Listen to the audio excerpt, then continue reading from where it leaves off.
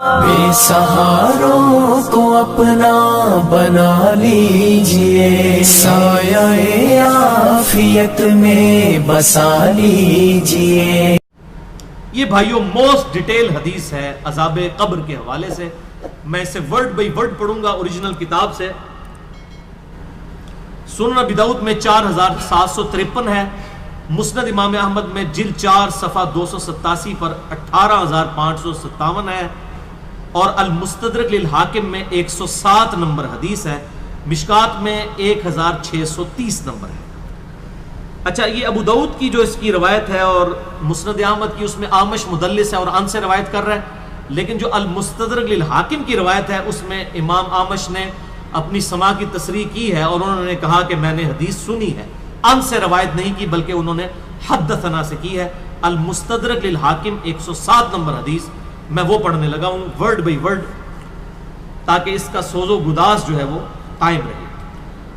برا بن عازب رضی اللہ تعالیٰ عنہ بیان کرتے ہیں کہ ہم رسول اللہ صلی اللہ علیہ وسلم کی مائیت میں ایک انصاری شخص کے جنازے میں شریک ہوئے۔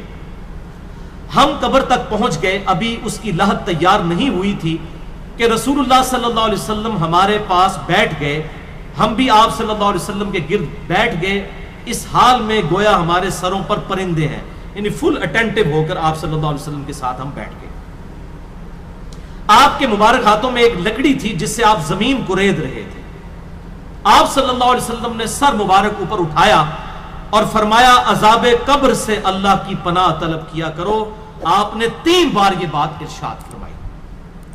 پھر آپ صلی اللہ علیہ وسلم نے ارشاد فرمایا، بندہ مومن جب دنیا سے رابطہ توڑ کر آخرت کی طرف متوجہ ہوتا ہے، یعنی جب اس کی موت کا وقت آتا ہے، تو سورج کی طرح چمکتے دمکتے سفید چہروں والے فرشتے جنتی خوشبودار جنتی کفن لے کر اس کے پاس آتے ہیں، حتیٰ کہ وہ حد نظر تک اس کے سامنے بیٹھ جاتے ہیں۔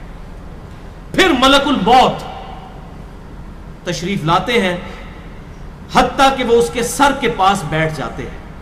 اچھا، قرآن میں بھی ملک الموت کا نام آیا ہے، سورہ سجدہ کے اندر، احادیث کے اندر بھی، البتہ تورات میں اس کا نام اسرائیل بھی آیا ہے، اور ہمارے اہل سنت کے جو اولین مفسرین ہیں، امام طبری رحمہ اللہ المتوفی 310 ہجری، انہوں نے بھی یہ ورڈ استعمال کیا ہے، لہٰذا موت کے فرشتے کو اسرائیل کہنا بھی جائز ہے ہمارے سلف کے ہاں، کیونکہ آج کل بعض لوگ کہتے ہیں اسرائیل نہیں، ملک الموت ہی کہنا چاہیے، اسرائیل کا لفظ بھی ثابت ہے۔ پھر ملک الموت تشریف لاتے ہیں، حتیٰ کہ وہ اس کے سر کے پاس بیٹھ کر کہتے ہیں، پاکیزہ روح، اللہ کی مغفرت اور اس کی رضامندی کی طرف چل۔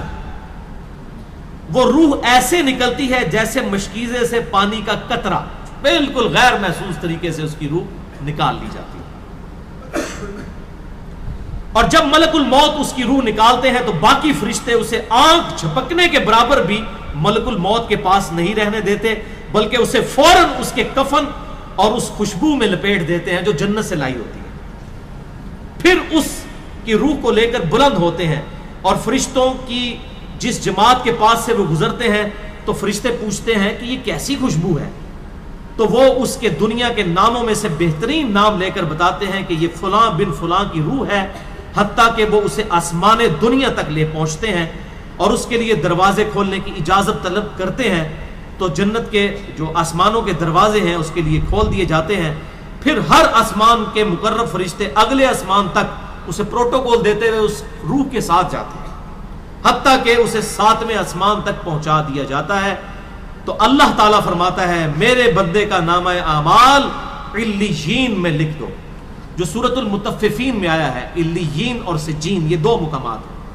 ایمان والوں کی روحیں جو ہے علیین میں ان کا نامہ اعمال لکھا جاتا ہے، اور جو منافقین ہیں، مجرم ہیں، سجین میں لکھا جاتا ہے۔ سورۃ المطففین سورت نمبر 83 ہے، پارہ نمبر 30 کے اندر۔ اور اسے واپس دنیا کی طرف لے جاؤ، کیونکہ میں نے انہیں اسی دنیا سے پیدا کیا اور اسی میں انہیں لوٹاؤں گا، اور پھر دوبارہ اسی سے نکالوں گا۔ پھر اس کی روح اس کے جسم کی طرف لوٹا دی جاتی ہے، لیکن یہ لوٹنا دنیا کا سا لوٹنا نہیں ہوگا، یعنی وہ لوٹنے کے بعد یہ نہیں ہے کہ مردہ قبر میں کوئی بیٹھ جائے گا ہمیں نظر آئے گا۔ یہ سب کچھ برزخی معاملات ہوں گے جو میں نے پچھلی دفعہ ڈسکس کیے تھے سورہ فاطر کی آیت نمبر 42 کے تحت، کہ نیند کی حالت میں بھی انسان کی روح قبض ہوتی ہے، لیکن اس کو چٹکی کاٹے تو وہ جاگ اٹھتا ہے، روح کا تعلق بھی رہتا ہے اس حالت میں بالکل اس طریقے سے. یہ ایک ڈیفرنٹ لائف ہے, برزخی لائف. پھر 2 فرشتے اس کے پاس آتے ہیں, یعنی اس کی قبر میں, اسے بٹھا کر پوچھتے ہیں. اب یہ وہ 4 سوال یہاں پر آ رہے ہیں اس ڈیٹیل حدیث میں. پہلا سوال کرتے ہیں تیرا رب کون ہے, من ربو کا. وہ کہتا ہے ربی اللہ, میرا رب اللہ ہے. دوسرا سوال پوچھتے ہیں تیرا دین کیا ہے, ما دینو کا, تیرا دین کیا ہے. تو وہ کہتا ہے میرا دین اسلام ہے. پھر پوچھتے ہیں کہ وہ آدمی جو تم میں مبعوث کیے گئے وہ کون ہے. اب یہاں پر وہ ڈیٹیل آئی, الذی بعث فیکم, وہ شخص جو تم میں مبعوث کیا گیا تھا وہ کون تھا. تو یہ جو کہتے ہیں نا قبر میں آپ صلی اللہ علیہ وسلم آ جاتے ہیں, تو یہ کسی حدیث میں بھی نہیں ہے. اس میں ڈیٹیل آ گئی کہ اس سے پوچھا جاتا ہے جو شخص تم میں پیغمبر بنا کر بھیجا گیا وہ کون تھا. تو وہ کہتا ہے ہوا محمد رسول اللہ, وہ اللہ کے رسول محمد صلی اللہ علیہ وسلم. مسئلہ حاضر و ناظر میرا ریکارڈ ہے, مسئلہ نمبر 7, جس میں میں نے یہ تمام شبہات کلیئر کیے ہیں. یہ 3 سوالوں کے بعد, اچھا جامعہ ترمذی میں ایک حدیث ہے 3120, اس میں الفاظ ہیں کہ وہ پوچھتے ہیں من نبیو کا, تیرا نبی کون ہے. اس میں تو ہے نا کہ اس شخص کے بارے میں تیرا کیا عقیدہ ہے, اس میں من نبیو کا الفاظ ہے. جامعہ ترمذی 3120. اچھا اللہ کا شکر ہے کہ یہ نہیں پوچھتے تیرا فرقہ کون سا ہے, تو کس امام کی تقلید کرتا تھا, کیڑی مسیتی تو نماز پڑھتا سا ہے. دیکھ لو کوئی چیز نہیں. تیرا رب کون ہے, تیرا دین اور نبی صلی اللہ علیہ وسلم. تو دنیا میں بھی ہم یہی کہتے ہیں اللہ رسول قرآن, یہی بات ہے. تو قبر کے اندر جا کر بھی یہی سوال ہوگا. اب وہ جب 3 سوالوں کے جواب دیتا ہے تو فرشتے 4تھا سوال اس سے پوچھتے ہیں, جو میں نے قبر کا 4تھا سوال, مسئلہ نمبر 78, تمہیں کیسے پتا چلا, ان 3 سوالوں کے جواب تمہیں کیسے آئے. وہ کہتا ہے میں نے اللہ کی کتاب پڑھی تھی, میں اس کتاب پر ایمان لایا اور میں نے اس کے حق ہونے کی تصدیق کی.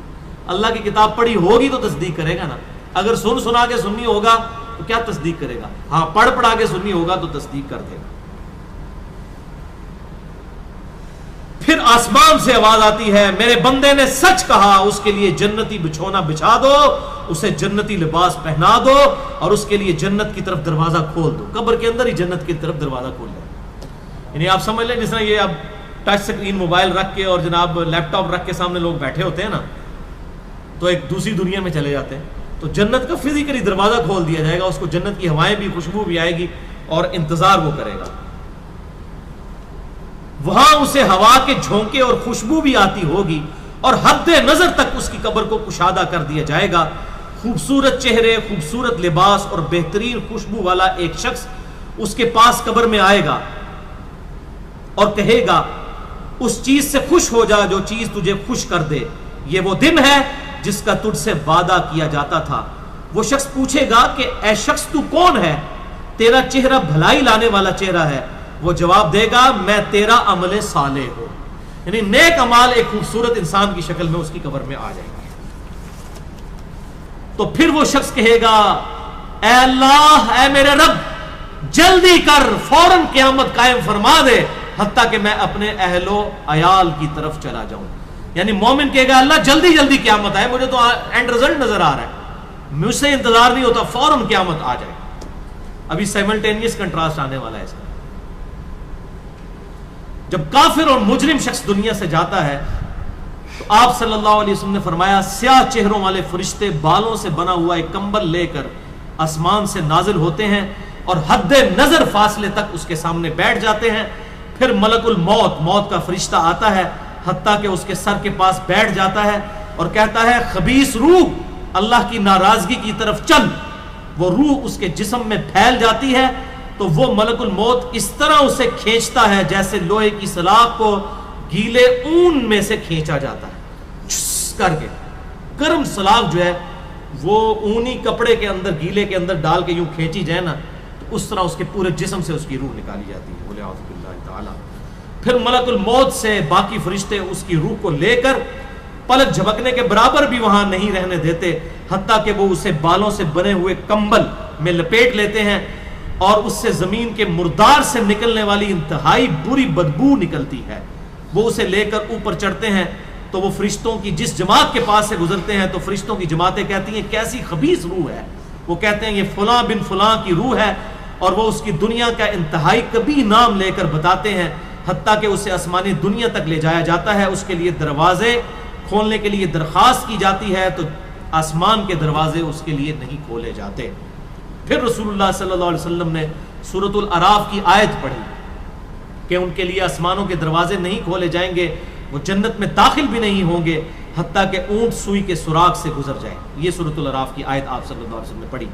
پھر آپ صلی اللہ علیہ وسلم نے فرمایا کہ اللہ تعالیٰ فرماتا ہے اس کی کتاب کو سب سے نچلی زمین میں سجین میں لکھ دو، پھر اس کی روح کو شدت کے ساتھ پٹ کھا جاتا ہے۔ پھر آپ صلی اللہ علیہ وسلم نے یہ آیت تلاوت فرمائی سورہ الحج کی، جو شخص اللہ کے ساتھ شرک کرتا ہے گویا وہ آسمان سے گر پڑا تو اب پرندے اسے اچک کر لے جائیں یا کسی دور جگہ پر پھینک دیں۔ پھر اس کی روح اس کے جسم میں لوٹا دی جاتی ہے اور دو فرشتے اس کے پاس آ کر اس سے پوچھتے ہیں تیرا رب کون ہے؟ اب اس سے بھی سوال ہوتا ہے۔ وہ حیرت زدہ ہو کر کہتا ہے ہائے افسوس، ہائے افسوس، میں نہیں جانتا، میں نہیں جانتا۔ پھر پوچھتے ہیں تیرا دین کیا ہے؟ وہ پھر حیرت زدہ ہو کر کہتا ہے ہائے افسوس، ہائے افسوس، میں نہیں جانتا، میں نہیں جانتا۔ پھر اس سے پوچھتے ہیں کہ جو شخص تم میں مبعوث کیے گئے وہ کون تھے؟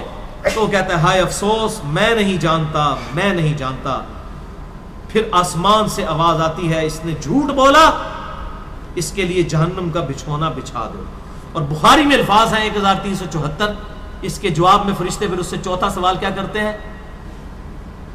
لا دریتا ولا تلیتا، اور تو نے خود پڑھ کر سمجھنے کی کوشش کیوں نہیں کی؟ یا جو لوگ سمجھے ہوئے لوگ تھے، کتاب و سنت کے منہج پر چلنے والے لوگ تھے، ان کے ساتھ تو کیوں نہیں چلا؟ اللہ تعالیٰ فرماتا ہے اس کے لیے جہنمی بچھونا بچھا دو، جہنم کی طرف ایک دروازہ کھول دو، وہاں سے گرمی اور گرم ہوا اس کی قبر میں آتی رہے گی۔ اس کی قبر کو اس قدر تنگ کر دیا جائے گا کہ اس کی پسلیاں ایک دوسرے کے اندر داخل ہو جائیں گی، اور ایک قبیح چہرے والا شخص قبیح لباس میں انتہائی بدبودار حالت میں اس کے پاس آئے گا اور اسے کہے گا تمہیں ایسی چیزوں کی بشارت ہو جو تمہیں غمزدہ کر دیں، یہ تیرا وہ دن ہے جس کا تجھ سے وعدہ تھا۔ وہ پوچھے گا تو کون ہے؟ تیرے چہرے سے تو خیر کی توقع نظر نہیں آتی۔ وہ جواب دے گا میں تیرا خبیث عمل ہوں جو تو دنیا میں کیا کرتا تھا۔ بات عمل کے ساتھ ہی ہے، صرف کلمہ پڑھنا کافی نہیں ہے، عمل۔ پھر وہ کہتا ہے میرے رب قیامت قائم نہ کرنا، اے میرے رب قیامت قائم نہ کرنا۔ مومن کیا کہتا ہے؟ قیامت قائم کر رہے اللہ۔ اب یہ وہ حدیث ہے وہ جس اس آیت کو حل کرتی ہے جو پچھلی دفعہ ایک بھائی نے سوال بھی کیا تھا۔ سورہ یاسین کی آیت نمبر ہے 52۔ قالوا یا ویلنا من بعثنا من مرقدنا، یعنی جب قبروں سے نکالا جائے گا مجرموں کو، وہ کہیں گے ہائے افسوس، ہمیں کس نے ہماری قبروں سے باہر نکال دیا۔ تو اللہ تعالیٰ کیا فرمائے گا؟ ھذا ما وعد الرحمن وصدق المرسلون، یہی ہے وہ جس کا وعدہ رحمان نے کیا تھا اور رسولوں نے سچا کہا تھا۔ تو وہ کہتے ہیں جی منکرین عذاب قبر کہتے ہیں جی وہ انسان کیوں کہتے ہیں ہماری قبروں سے کس نے اٹھا لیا، تو اس پہ عذاب تو نہیں ہوتا؟ عذاب تو ہو رہا ہے۔ آپ دیکھیں اس وہ حدیث میں کیا کہہ رہا ہے اللہ قیامت قائم نہ کرنا، یعنی یہ عذاب تو آیا، قیامت آئی تو پھر بڑا عذاب بھی مجھ پر آئے گا۔ تو اسی لیے وہ اس حیرت زدہ ہوگا قیامت والے دن کہ اب میرے اوپر اگلی مصیبت آ گئی، عذاب کی چوتھی اور فائنل قسط بھی میرے پر آنے والی ہے۔ والعیاذ باللہ تعالی، اللہم اجرنا من النار۔ 11ویں حدیث سنن نسائی میں 1834، مشکات میں 1629۔ ابو ہریرہ رضی اللہ تعالیٰ عنہ کہتے ہیں آپ صلی اللہ علیہ وسلم نے فرمایا جب مؤمن شخص کی موت کا وقت آتا ہے تو رحمت کے فرشتے سفید ریشم لے کر آتے ہیں اور کہتے ہیں راضی ہونے والی پسندیدہ روح نکل، اللہ کی راحت اور رزق کی طرف چل، رب تجھ پر ناراض نہیں۔ تو وہ بہترین کستوری کی خوشبو کی طرح نکلتی ہے حتیٰ کہ وہ ایک دوسرے سے اسے لے کر اس طرح کرتے کرتے آسمان کے دروازوں تک پہنچ جاتے ہیں۔ تو وہ کہتے ہیں زمین سے یہ کیسی پاکیزہ خوشبو تمہارے پاس آئی ہے، وہ اسے مومنوں کی روح کے پاس لے جاتے ہیں، یعنی نیک آدمی کی روح کو، جو پہلے مومن مر چکے ہیں ان کی روحوں کے پاس۔ تو انہیں اس کے آنے پر اس سے بھی زیادہ خوشی ہوتی ہے، یعنی مومن انتظار کر رہے ہوتے ہیں اور ویلکم کرتے ہیں۔ جیسا کہ تم میں سے کسی کو اپنے بچھڑے ہوئے شخص کے ملنے پر خوشی ہوتی ہے۔ تو وہ آلریڈی جو مردہ روحیں وہاں پر پہنچی ہوتی ہیں، جو مر چکے شخص جو ہوتے ہیں ان کی روحیں، وہ نئی آنے والی روح سے پوچھتے ہیں فلاں کا کیا حال ہے، فلاں کا کیا حال ہے۔ پھر وہ کہتے ہیں اسے چھوڑ دو کیونکہ یہ ابھی دنیا کے غم میں مبتلا ہو کر یہاں پر آیا ہے۔ تو مرنے والا شخص کہتا ہے کہ تم جس شخص کے بارے میں مجھ سے پوچھ رہے ہو وہ تو فوت ہو چکا ہے، کیا تمہارے پاس نہیں آیا؟